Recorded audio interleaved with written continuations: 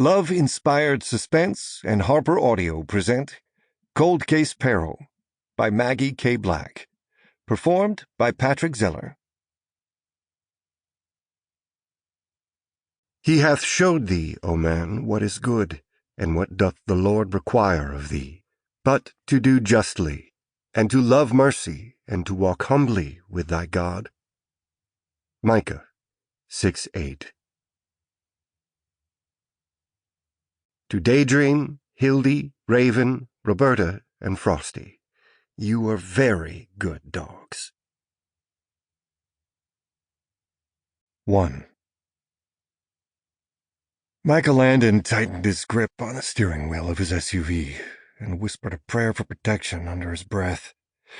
He had a vehicle full of adorable and talented therapy dogs and a highly dangerous driver on his tail.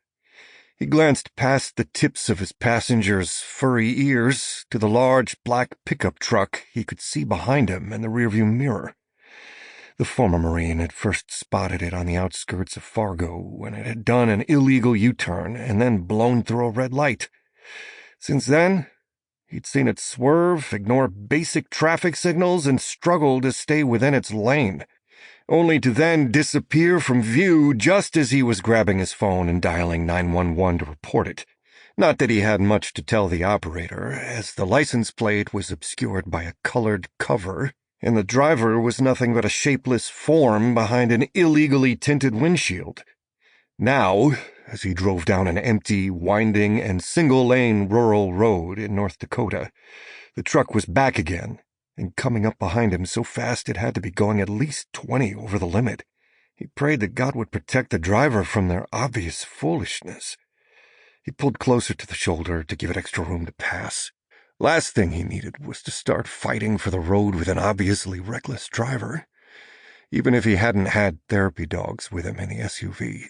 He already had enough gray mixed in with his dark blonde hair and beard as it was. Right now, his Mercy Tales crew consisted of 5 happy pups, all wearing matching bright green camo pattern bandanas, and now on their way home from today's hospital visit. 2 Labrador retrievers were stretched out in the caged-in back. A poodle mix and pug were in the back seat in crate-style dog seats. His co-pilot today was a dachshund named Harvey, who was currently sitting tall beside him on the passenger seat, with his long ears flapping in the warm spring breeze.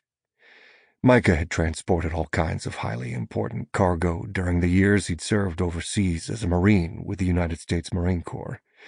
But as proud as he was of his military service, nothing compared to seeing the smiles on the faces of little kids, sick people, and senior citizens when he walked in with his little bandana-wearing crew.